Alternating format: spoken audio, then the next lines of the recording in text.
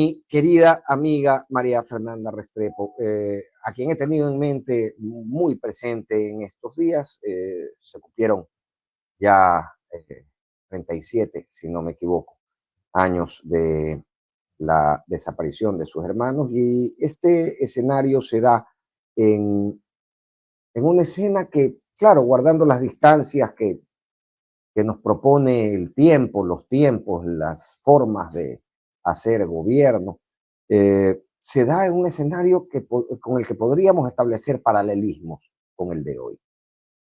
Un extranjero asesor, Rangasit en esa época, hoy el señor Kevin Prince, venía al Ecuador a liderar la conformación de grupos élite policiales que a la larga terminaron por derivar en crímenes tremendamente dolorosos, tremendamente eh, lacerantes para la historia nacional.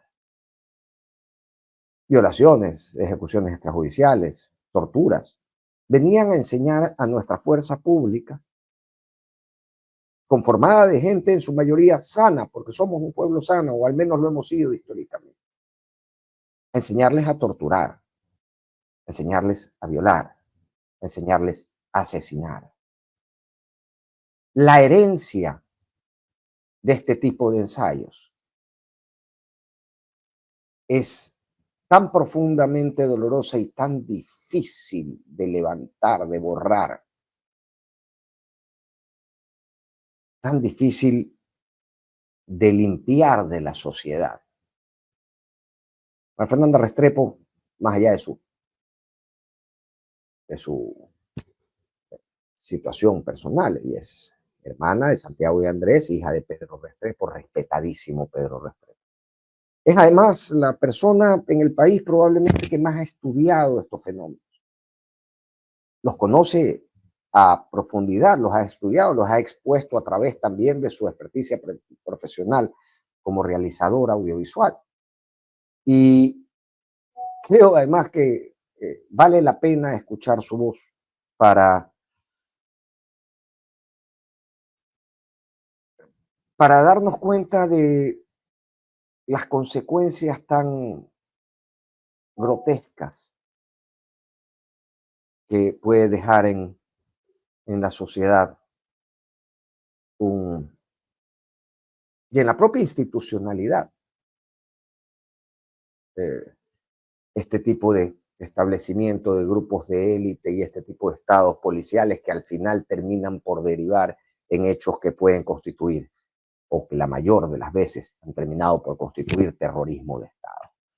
Está la Fer Restrepo, quien conoce de mi aprecio, quien conoce de mi cariño, quien conoce de mi respeto. Lo que no conoce es lo contento que me hace verla y saludarla, querida María Fernanda. ¿Cómo estás?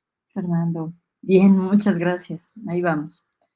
Ahí vamos, digamos, sí, en un país inimaginable. O sea, yo realmente no puedo entender cómo no nos quedó nada de la historia, cómo hubo atropellos, violaciones, desapariciones forzadas hace más de 30 años, efectivamente, y estamos reviviendo y el número simplemente sigue en aumento de este tipo de delitos, este tipo de crímenes de Estado, y de una manera impune y con una sociedad impávida, ¿eh? Que es lo que a mí más me llama la atención. Sí. O sea, no ligan lo uno con lo otro, para empezar. Es como, existe esta realidad brutal. Hay militares sueltos en las calles que hacen y deshacen, que les acaban de decir los de indulto, incluso antes de cometer un crimen o disparar o lo que sea. Y que la gente no reaccione y no ligue lo uno con lo otro. Dicen, sí, qué duro esto, qué feo, qué terrible, qué pena, pero igual vamos a votar por esta elección, que es una soga al cuello, que es ya sentirnos de frente ante un peligro brutal, que tan solo en un año existan 27 desapariciones forzadas. O sea, mucho más, y qué pena decirlo así, comparando con el periodo de Febres Cordero, mucho más que en los 4 años de Febres Cordero, tipificados. Obviamente pensamos que en Febres Cordero hubo más desapariciones, más torturas, pero aquellos que tuvieron el valor y la valentía de denunciarlo, ¿no? Fueron 14 en la época de Febres Cordero, ahora en un año contamos 27. O sea, es absurdo. Oye, pero al margen del número, yo quiero marcar un poco el conflicto en esta construcción institucional que se propone, porque aquí lo que se propone es la venida, el arribo de operaciones de mercenarios, un poco similar a lo que marcaba la imagen de Rangacita a mediados de los 80, para capacitar y asesorar en términos por fuera de todo el avance en materia de derechos humanos. Muchos de estos avances en materia de regulaciones internacionales de derechos humanos se han dado justamente a partir de experiencias dolorosísimas y sin embargo hoy, casi 40 años después, estamos proponiendo una institucionalidad que se parece mucho a aquella que nos causó esos dolores y de la que nos tomó 40 años reconcebirnos, si se puede, como sociedad, limpiarnos. Sí, es brutal, es absurdo, es brutal, es doloroso y nos va a costar muchas más lágrimas. Esto que muchos medios o la mayoría de medios privados y públicos que están obviamente presos de la retórica gubernamental actual, aplauden como que fuera la llegada del mismísimo Salvador, cuando es un tipo absolutamente cuestionado, además en su historia, es una historia delictiva, es una historia donde ha dejado crímenes impunes en otros países, ¿no? Estábamos leyendo en Bagdad en el año 2007, me parece, claro, hay 17. la denuncia de 17, exacto, de 17 civiles asesinados y estos mercenarios, ese es el estilo, ¿no? Saltarse las leyes nacionales, internacionales, o sea, lo que implica estar apegado al marco de la ley, gente que no tiene rostro, que quizás tienen hasta, digamos, otras identidades, nombres, llegan a países a causar más desastre, porque es que la muerte solo trae más muerte, la violencia solo trae más violencia.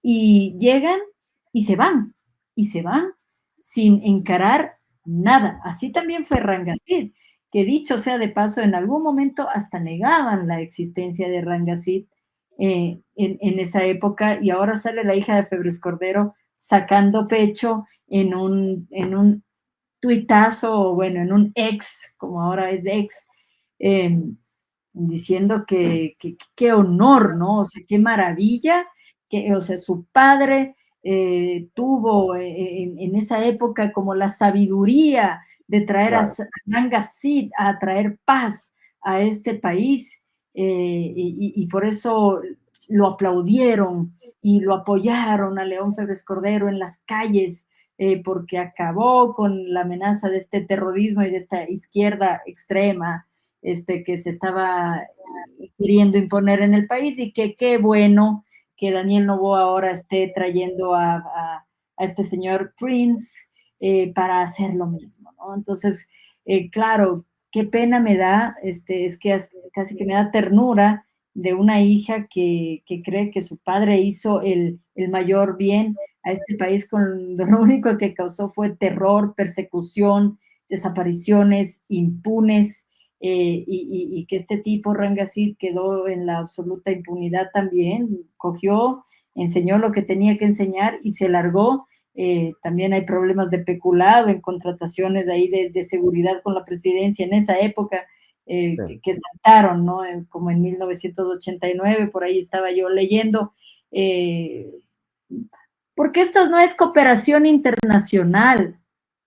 O sea, Este es un punto medular aquí, ¿no? Se anuncia cooperación internacional y uno desde cualquier registro ideológico puede decir, ah, bueno, si están en problemas, vaya y pídale ayuda a sus pares en el Concierto Internacional de Naciones y que venga el que sabe y nos ayude y nos asesore. Ahora, resulta ser que el que sabe, o el que en la cabeza del gabinete de gobierno, el que sabe, es un mercenario señalado por delitos de lesa humanidad alrededor del mundo. ¿Cómo, cómo se puede llevar a esa lógica que tú me marcabas de lo expuesto por Liliana Febres Cordero o lo promovido por el gobierno? Es una lógica ideológica, valga la cacofonía. Se siente que hay una defensa ideológica en la promoción de este tipo de cuestiones, indistintamente de que desdigan del más mínimo registro humano. Por supuesto, y era como decía mi padre antes, ¿no? El poder usa el miedo para tener controlada la población, para que no pase nada, para que no existan cambios profundos, para que esa real justicia, ese buen vivir, ese intentar que digamos, que los pobres no sigan siendo más pobres y que tengan acceso a lo que se necesita en este país para salir de ese hueco. Es que cómo no vamos a crear este caldo de cultivo de un aumento en la criminalidad, de chicos secuestrados por mafias o coaptados por mafias y tal, cuando los mínimos de la población no han sido atendidos ya por 8 o 9 años, es obvio que el camino va a ser ese también y la salida va a ser esa, pero claro, tiene este mismo discurso, que es un discurso de políticas de derecha fascista, de extrema derecha, que piensan que todo lo van a resolver a través de la guerra, que es un buen negocio, es un negocio lucrativo, es un gran negocio también para los Estados Unidos a nivel mundial, ¿cierto? Donde hay guerra, hay recursos, y donde hay guerra hay plata, ¿no es cierto?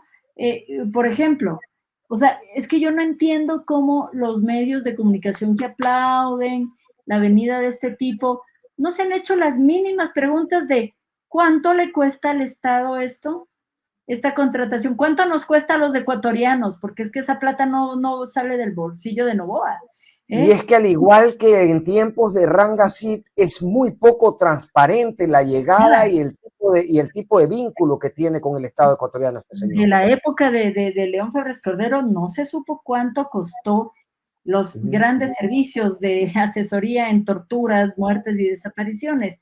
¿Cuánto le cuesta al Estado esto? ¿Que no existe una Contraloría ya en este país? Porque ya sabemos que el CNE prácticamente no existe, está a la que dice el poder de turno, ¿ya? Eso es algo que ya está ahí y nosotros lo seguimos viendo en pantalla, todo lo que sucede y la gente, sí, o sea, están haciendo lo que les da la gana, pero no pasa nada, o sea, ¿qué pasa con Contraloría aquí? Han hecho las mínimas averiguaciones de esta contratación privada a dedo, que no es cooperación internacional, no es cooperación de otros estados. ¿Dónde está? O sea, esa era una línea como formal. Intentar, porque obviamente vivimos una guerra que otros países, qué sé yo, Francia, etcétera, asesoren ya al país. Pero esto es un mercenario de última, un tipo cuestionado y que viene aquí además a pedir directamente el voto por el candidato presidente. O sea, es impresionante. Sí. O sea, digamos, ya se supone que hay una línea roja. pueden opinar en política en este país, así a carta blanca. Eso le dicen a uno cuando es extranjero.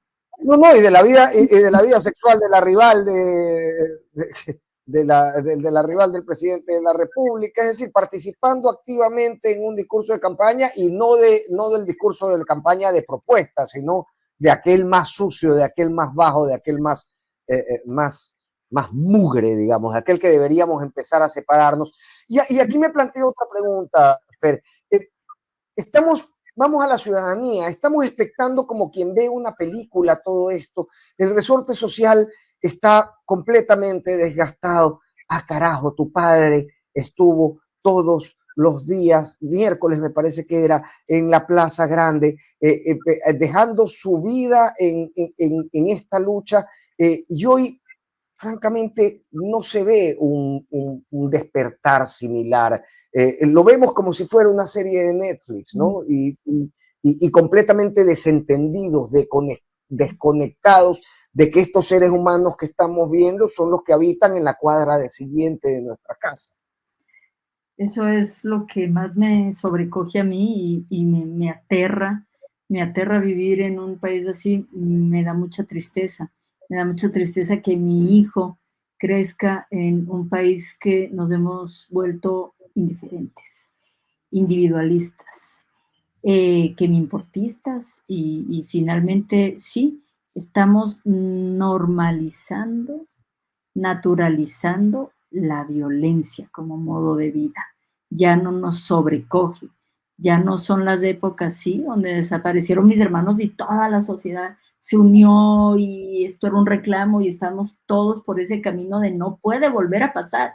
Esto es como la noticia pasa, sí, estamos bombardeados de demasiada información, esa es otra, y además de contrainformación o de informaciones falsas que enlodan todo, pero eso también lo vivimos nosotros cuando enlodaron el nombre de nuestra familia, también la policía se encargó de eso desde los medios en el primer año, pero la gente reaccionó. Aquí no ha sucedido lo mismo, aquí es como a mí no me pasó, o ese barrio está muy lejos y esas realidades son pobres, negras y marginales, entonces eso no me puede pasar a mí. Y sí, sí pasa. O del capítulo pasado, y justamente por eso te decía, no es una serie, es algo que no nos conecta a nivel Claro. humano porque es una puesta en escena, digamos, para quien lo ve. Y esto lo percibo yo, digamos, desde este medio de comunicación cuando hablo, por ejemplo, de los 4 niños en Malvinas y aparece alguien diciendo, oye, pero ya no llores, siguen llorando con eso, sí, sí, pero a lo que voy es a la mentalidad de la persona que se acerca a un medio de comunicación o a una noticia o al Twitter o lo que fuera y entiende que otra persona que está reclamando por la vida de 4 niños empobrecidos, secuestrados por militares, lo que está es llorando sobre una noticia vieja, ¿no? Y ya, porque ya esa noticia no hay que llorar. Y si uno va y habla de Gabriela Golbao, va a decir exactamente lo mismo ahí abajo. O sea, es que, oye, esta señora sí que llora, ¿no? Y realmente creo que eso revela la gravedad de la desconexión que tenemos hoy entre congéneres, entre humanos, entre conciudadanos. Totalmente, totalmente desalmados, desconectados. Y en mis círculos íntimos es así, yo me quedo perpleja. Amigos, que yo les digo, oigan, esto con los 4 niños, ¿qué niños? Algunos, ¿no? Yo, por Dios, o sea, es la noticia. Ah, sí, he escuchado algo, pero prefiero no escuchar nada, no, no. Esas no, oh, qué duro, qué duro, qué duro, pero prefiero no ver. ¿No? Prefiero no ver, prefiero no involucrarme, prefiero no sentir, pero hasta yo digo, Como uno cuando elige, ¿sabe qué? Películas de perritos no voy a ver esta noche porque me hacen sentir mal, entonces no quiero la película de perritos, voy a poner Batman. es una A falta de ese nivel. empatía bárbara, pero además un odio bien profundo, o sea, es que no se discierne lo uno de lo otro y es increíble, ¿no? Es increíble que, o sea, el odio en ese sentido sí pueda más y que digas, bueno, pero ya, pero igual, vamos para adelante, porque esto, que es lo mío, es lo único que importa, no el otro. Ahora, Fer, creo que es importante antes de despedirnos dejar establecido la categoría de riesgo que enfrenta tanto la sociedad como las instituciones. Veía anoche, hasta la madrugada, me topé con una entrevista de Rolando Panchana a España, el policía que fue testigo en el caso Restrepo.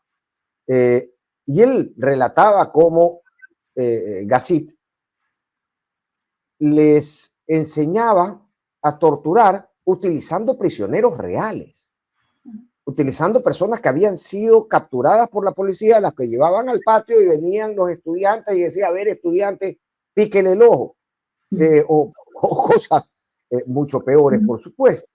Y eso reviste no solamente un daño en la sociedad a partir de las lesiones que se causan, por supuesto, a las víctimas de esto, sino también a la propia institucionalidad. ¿Qué hacemos luego con una fuerza pública entrenada de esta forma, entrenada para torturar, entrenada para violentar, entrenada para violar, entrenada para matar? Es la deshumanización total, como tú lo dices, o sea, ya son máquinas que reciben órdenes superiores, ¿no? Y por ejemplo, en el cerebro de un militar, ellos sí, pues los educan para la guerra. Si no, si tú no apuntas, te apuntan. Ellos es lo que ellos sienten y perciben, entonces solo es a matar. Y además, Quiero hacer un paréntesis teniendo aquí el porque apoyo en su ignorancia, piensan que el presidente sí los va a salvar de esto, pero es que estos son crímenes de lesa humanidad, no prescriben y si no hay unas cortes nacionales, existen las internacionales. Eso es lo que cada militar y cada policía tiene que saber en este país, que quizás su presidente no conoce a ciencia cierta la normativa, las leyes y hasta los códigos de guerra, para ver cómo accionar. No es entren a matar. Y sabes que ahí quería hacer yo un paréntesis porque en estas declaraciones que le da, creo que es Hugo España, podría estar mal con el nombre, Sí, sí, pero bueno, Hugo, ¿no? A Rolando Panchana, esta entrevista es del año 95. Él dice claramente, oye, este señor vino y se nos inoculó la idea, nosotros salíamos a la calle bajo la previsión de que el ciudadano era malo, claro. de que el ciudadano era una amenaza, de que el ciudadano era digamos, alguien a que había que neutralizar y que apresar, ¿no? Y esa mentalidad en quien debe cuidarte, básicamente, reviste un riesgo de una Enemigo profundidad. interno. Claro. Qué horrible Increíble. sentir miedo de aquellos que supuestamente tienen que cuidarte como ciudadano y estás pagando además por ese servicio de cuidado, ¿no? A tu integridad.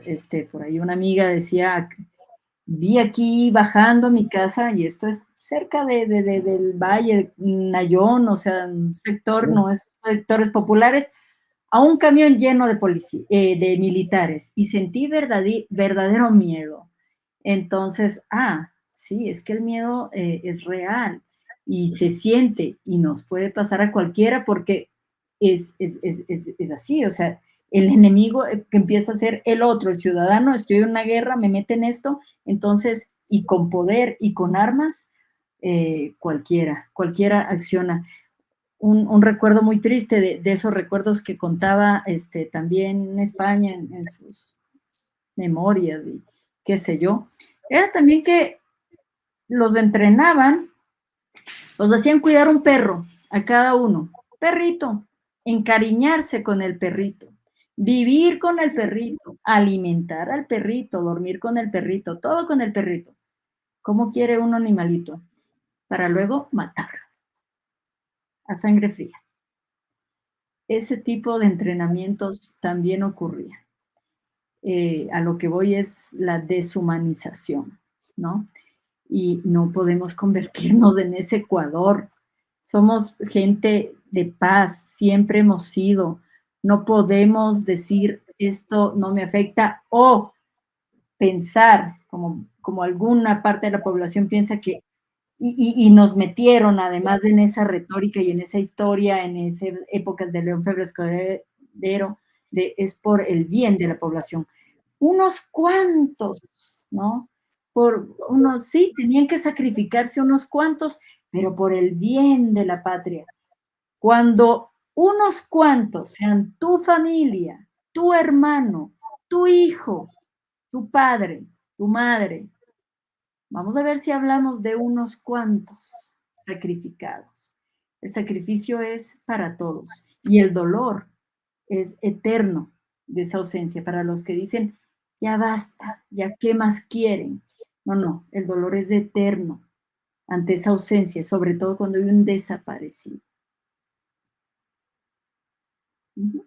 Pero, ¿cómo, cómo, eh, cómo continuar si lo has dicho todo? Yo creo que el riesgo es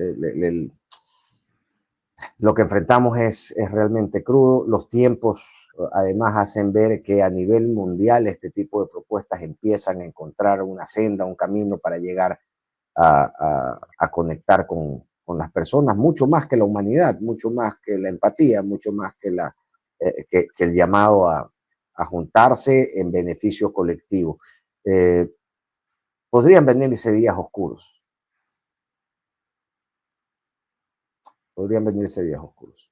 Ya estamos viviendo los días oscuros y podrían venirse más, porque si en un año hemos contado 27 desapariciones documentadas, yo seguro, estoy segura que hay más, pero la gente tiene miedo o alguna gente dirá, no, es que mi hijo sí, por ahí robó algo y entonces mejor aquí queda todo, también puede haber por ahí. Nadie merece ser torturado, desaparecido, todos merecen un juicio justo, una sentencia, llevar las mínimas normas de convivencia para no acabarnos como humanidad y como ecuatorianos ahorita finalmente. Pero qué inmenso respeto y qué gran cariño siento por ti, amiga. Gracias, gracias por estar en mi medio, gracias por atender eh, tan abiertamente nuestra invitación. Muchas gracias, Fernando. Muchas gracias. Un inmenso abrazo, ha sido muy grato tenerte y poder conversar contigo. Gracias. Gracias, cuídate mucho. María Fernanda Restrepo, hija de Pedro Restrepo, hermana de Santiago y Andrés Restrepo y directora de Con mi corazón el Yambo, una, un documental que si usted no lo ha visto, permítanme, las personas que están en la caja de comentarios, si ustedes aún no lo han visto, yo les voy a pedir que lo hagan cuanto antes, porque el inmenso dolor al que la familia de Per debió exponerse justamente por propuestas de Estado, propuestas de gobierno, propuestas de seguridad similares a las que hoy se ponen sobre la mesa. Eh, es una experiencia retratada en este documental, hecho con la muy fina capacidad eh, y producción audiovisual de María Fernanda, eh, logra transmitirte realmente cuáles son los inmensos peligros que estamos enfrentando y cómo afectan ya no a Fuente Ovejuna, ya no a la gran e indeterminada masa, sino cómo estos dolores aterrizan en casas, en personas, en hermanos, en padres, en abuelos, en tíos, en sobrinos, en queridos, en gente amada. Porque cuando se habla desde la ideología, vas a encontrar a alguien que te diga, sí, demos bala y sin mirar a quién. Pero cuando esa bala cae en tu casa, es mejor tener claro que este tipo de cosas hay que impedirlas antes de que se den. Y hay que gritarlas cuando se están dando y hay que denunciarlas cuando se dan.